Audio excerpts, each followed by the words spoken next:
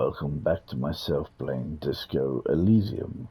We're about to enter room 29 to meet the Sunday friend and interview him.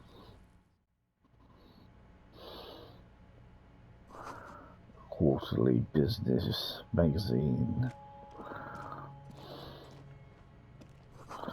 Dishes soaked up in a pot. An empty ashtray. Date for open lectures at the local university. Flyers for underground parties. An exclusive canopy bed made of metal.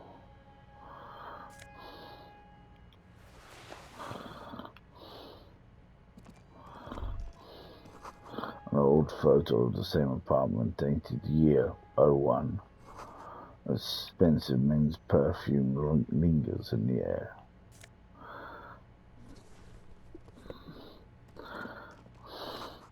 Buckets of paint on a layer of old magazines, newspapers.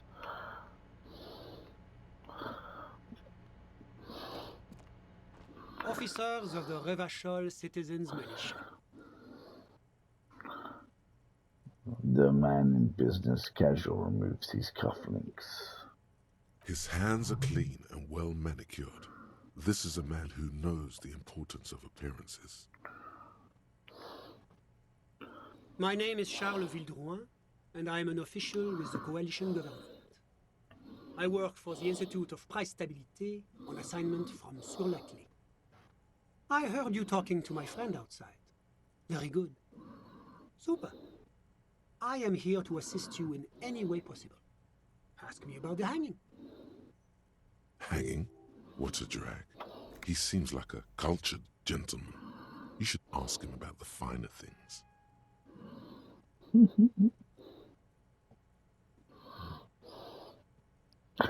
Oh, before we go on, I absolutely have to inquire about this wonderful canopy. Oh yes, my friend has a great eye for these things. He refuses to tell me where it came from. It's a mystery. I believe they call this type of frame industrial. It's very comfy. That's really all I can tell you about it. He forms a little rooftop with his fingers. Cold air sweeps in from the balcony. The lieutenant takes out his notebook and nods to you to proceed. You actually witnessed the lynching? I'm sorry to say I did, officer. The man gives a seldom nod.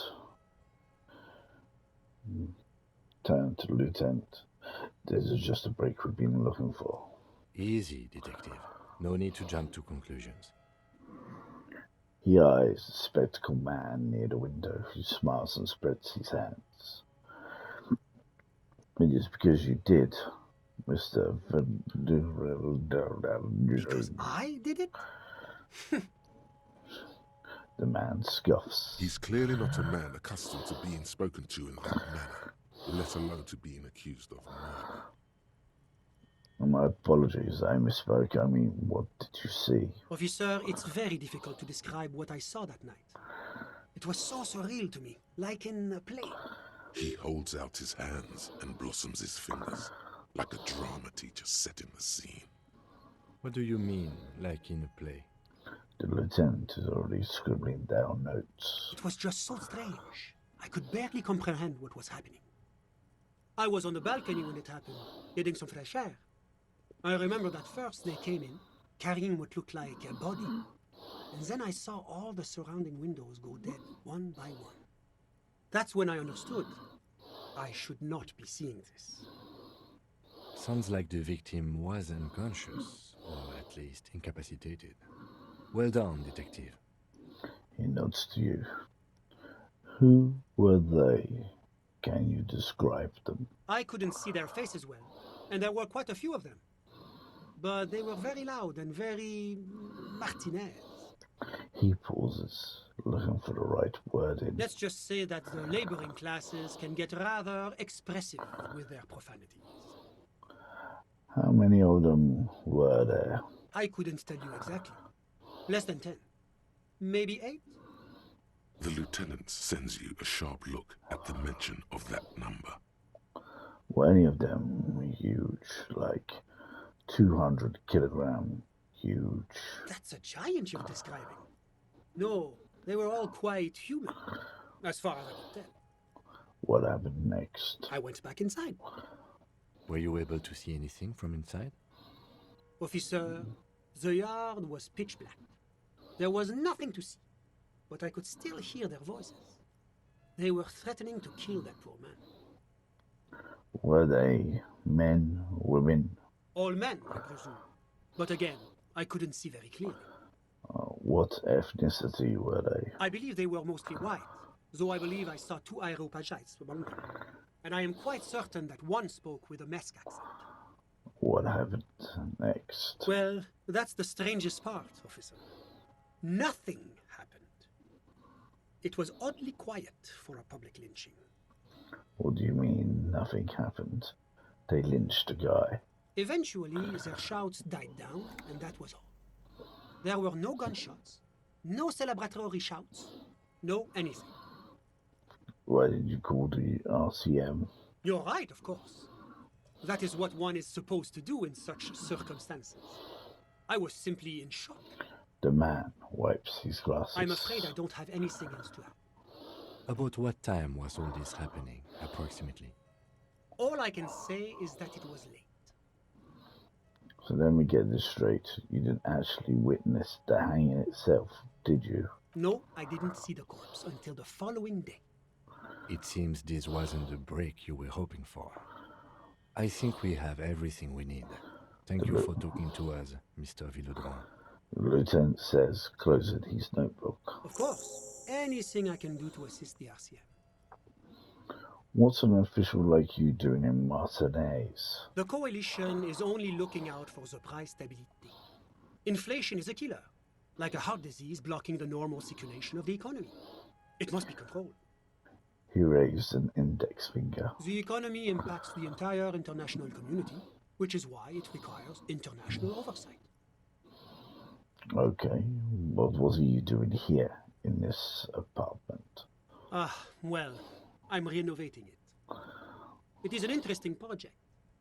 The building used to be a 12-story skyscraper before the cannons took the top 4 stories off. This, of course, happened when the coalition forces landed here. You could say I'm undoing some of the material damage the international community caused when we arrived here. So, you're some kind of bureaucrat. Yes, as I said before, I am a commissioner from Sur-la-Clé working for the Institute of Price Stabilité. This is one of the main projects of the Moral Inter.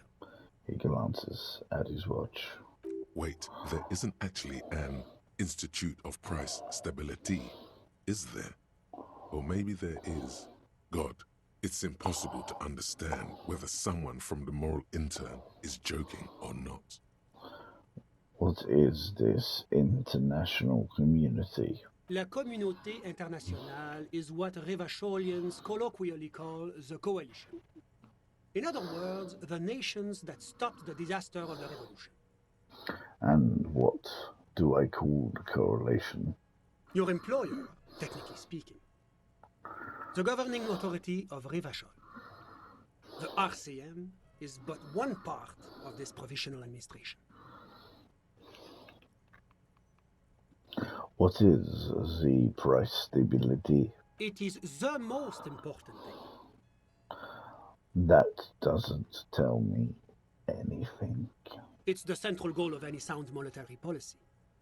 Maintaining the price stability is essential to maintaining high levels of economic activity, which is essential for maintaining high levels of employment, which is essential for maintaining the social stability. Basically, it makes sure the price of bread doesn't change. Précisément. Too much inflation, bread becomes too expensive. Too much deflation, it becomes too cheap for bakers to produce. That's why the Institute of Price Stabilité works to keep inflation just below 2%. Below 2% of what? But not too far below, no. Too below is also bad.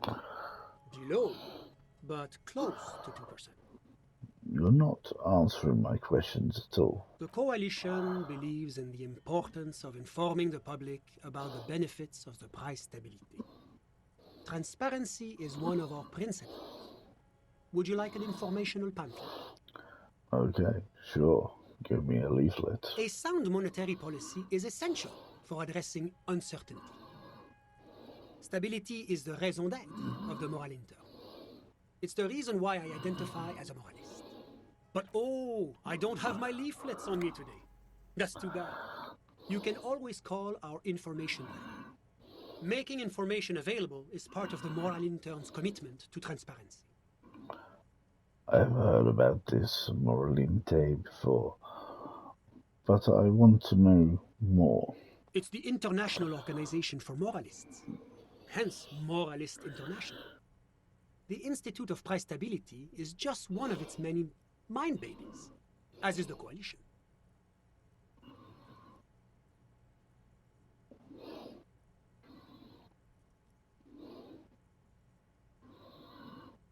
Turn to Kim. So what I'm hearing is that we're Moralinde's bitches. Doing one's job doesn't automatically make one anyone's bitch. Besides, there are more nefarious powers to work for than the moral intern.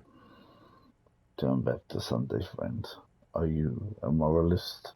But of course, But why? because moralists believe in a normal, stable world governed by democratic values.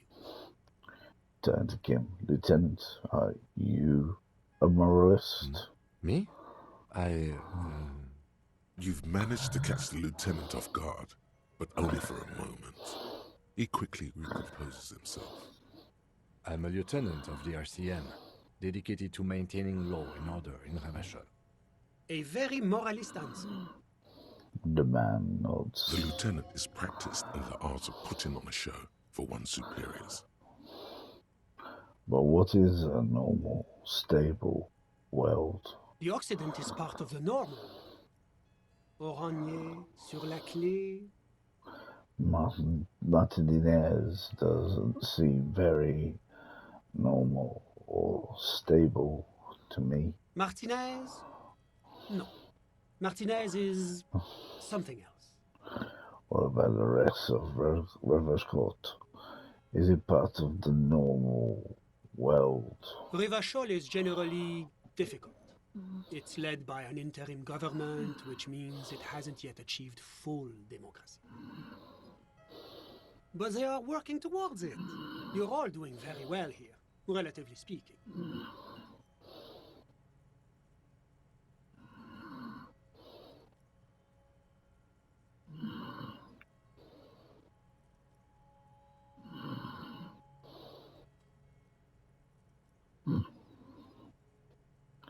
I don't think I'm a moralist. Moralists sound incredibly boring. I want more action. Nope.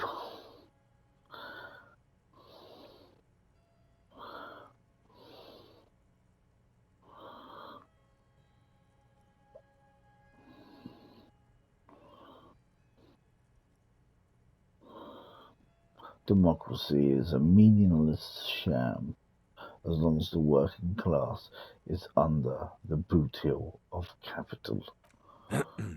Of course, the detective's personal views do not represent the views of the RCM. Ah, my friend. But the lesson of the revolution is that communism does not work.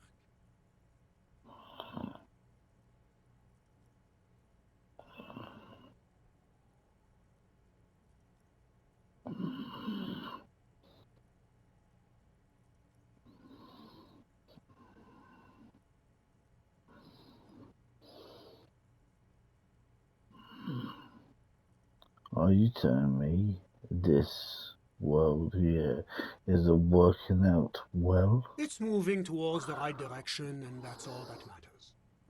Progress is measured in centimeters, my friend. Now, enough of this delightful political interlude. Was there anything else you wanted to ask? Tell me about Sir Latif. Sir Clef. What's there to say?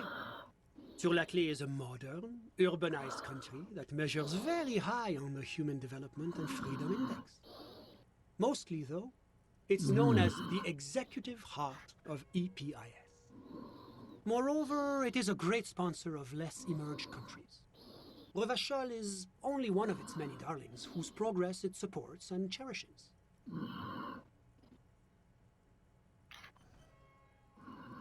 Darlings? That can't be an official designation. What makes Roosevelt Solid-Cliff's darling? Because a great percentage of Revachol's culture hails from Sur-la-Clé. Its language, its people, its cuisine even. Or at least in the downtown La Delta area. Jamrock and other parts of the international zone have been mercifully spared of Sur-la-Clé's love for meatballs and mashed potatoes.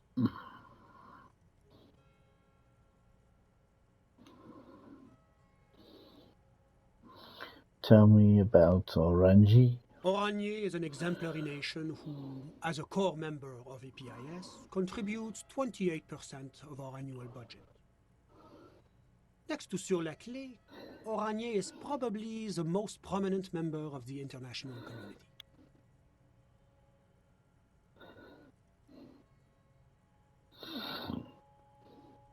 Which one of them is more EPIS? As founding members, they are both very EPIS. Oranje carries a lot of political weight, while Sur-la-Clé takes care of the business side of things. Sur-la-Clé hosts the headquarters of the major EPIS institutions.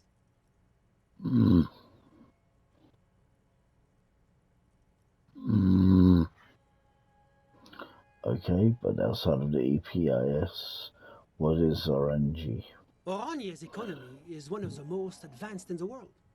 It has successfully transitioned from heavy industry to advanced services and generally acts as an engine for sustainable change in the international community.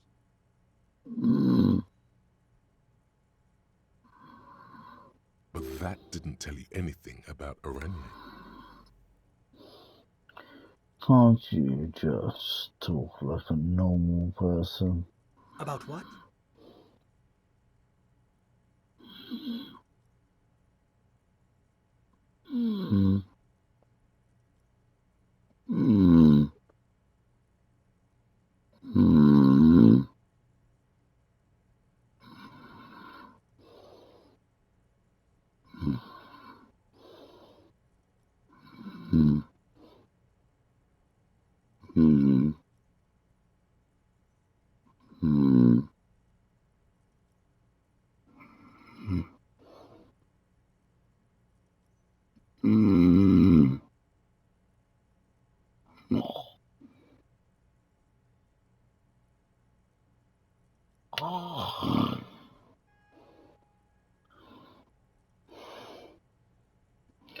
About Orange, just tell me what it is like there. Oh, it's very urban and very well organized. Their streets are clean, their horse cars run on time, the people are polite and efficient. Like I said, they are an example for less emerged nations to follow.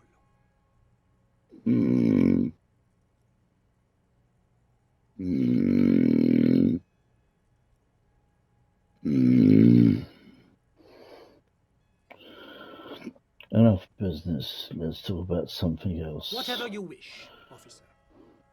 Can you tell me about your friend? Ah, my friend. My friend is a good young man. His family immigrated here from Kedra, and life has not been easy for him.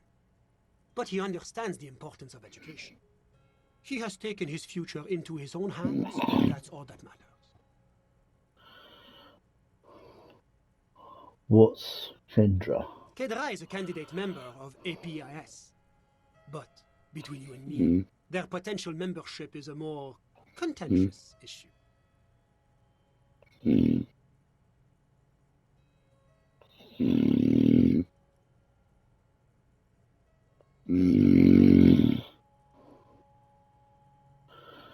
What do you mean? That it's never going to happen. They entered negotiations in 21, and it's been pending ever since. What's this EPIS thing? EPIS is a very special program developed by the Moral Intern to support certain Occidental nations. It began as a unified system of weights and measures, which proved to be a wild success. Nothing but kilograms and centimeters as far as the eye can see. God, yes. Sweet standardization. The backbone of rationality and commerce. It was such a wild success that we expanded it into an economic union for the processing of steel. Another success. And between you and me, the Moral Intern feels emboldened by this success. Emboldened to take EPIS to the next level. Okay, but like, what does it stand for? Why, it stands for progress and stability, like the Moral Intern as a whole.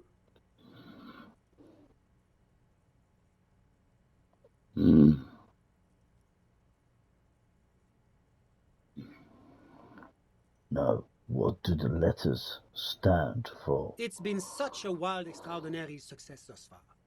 We are very excited to take it to the next level. You can't even hear the words I'm saying, do you? A supranational political alliance. The United States of Occident.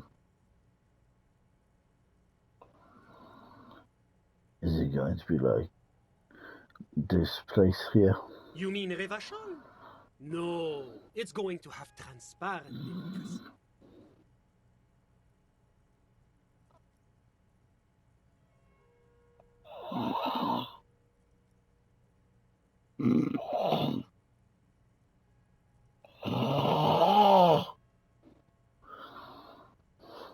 Is Roosevelt going to be part of the EPIS? It's one day going to be a candidate member of EPIS, sure. Except that candidate members never become full members, do they?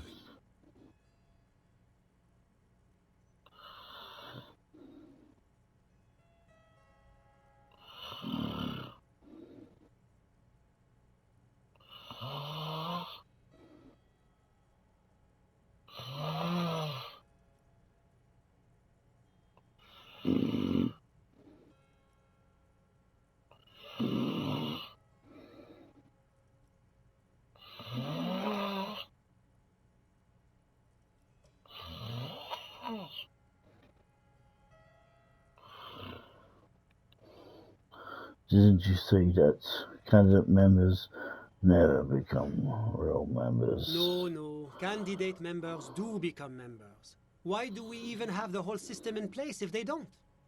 It just takes time. Time and evaluation.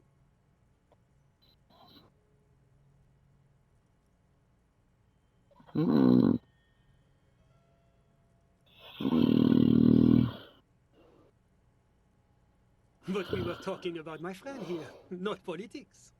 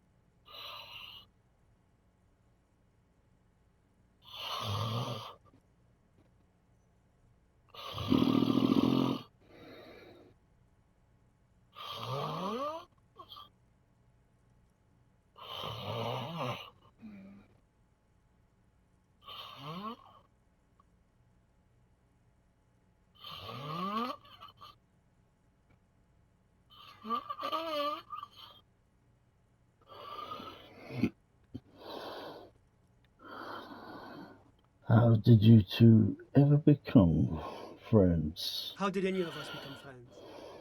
Bad things happening on the Indian oil platforms ablaze in the night, civil wars lasting for years. Finally, the international community is forced to step in.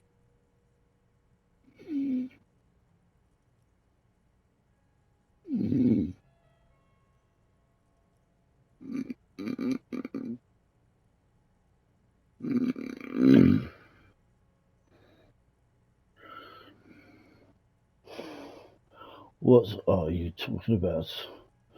No one becomes friends that way. Au contraire, it's how millions of people end up where they are, meeting the people they meet. It's how I came here, and my friend too.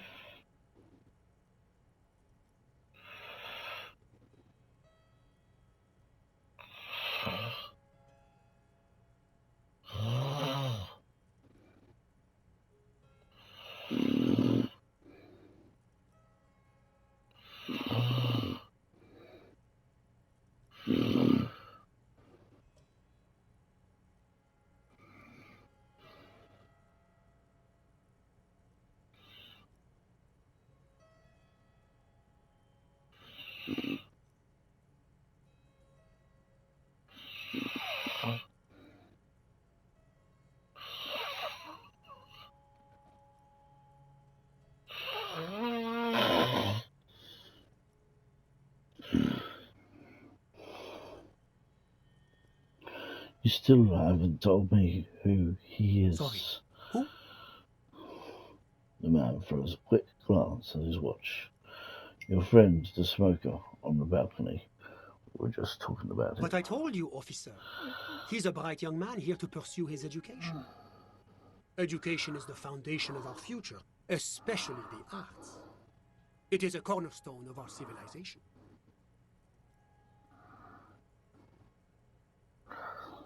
Fine. What was his real name? Officer, you have to understand. I can't give you his personal information. I'm sure you have your own methods and databases, right? Please don't put me in this situation. So, all you can tell me about him is that he is here to study the arts. He's deeply enmeshed in the study of the fine arts, yes. Which arts? He's a truly free spirit. He likes all the arts. Perhaps graphic design, printmaking, who knows? The world is open wide for a talented youth like him. What are you doing in his apartment by yourself? I'm just enjoying the view. The man smiles down into the window.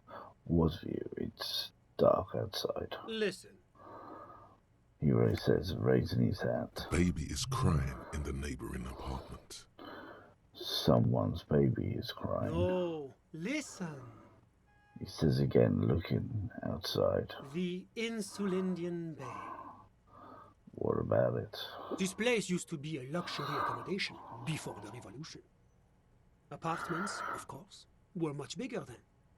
A few walls have been added here and there, leaving some of the tenants without a private bathroom or a kitchen. But the million real view stays.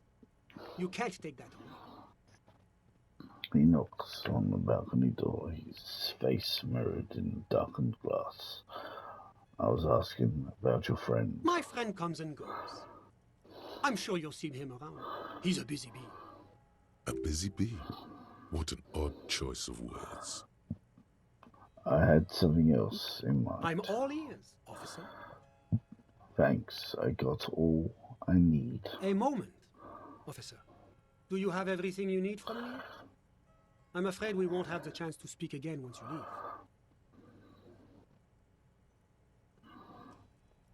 Thanks for letting up, but my work here is done. Of course. I'm sorry I couldn't be the break you were looking for.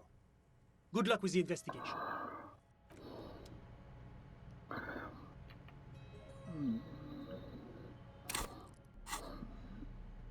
Clovin.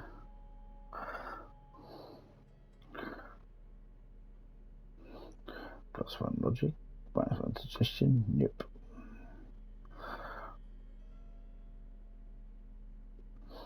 Is it a shirt or is it a jacket?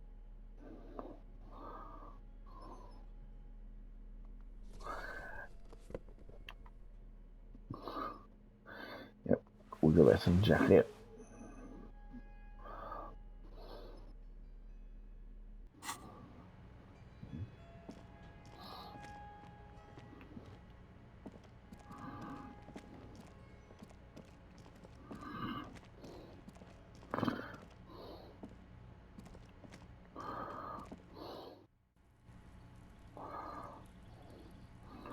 Okay, I think this is where I'm going to end this game session.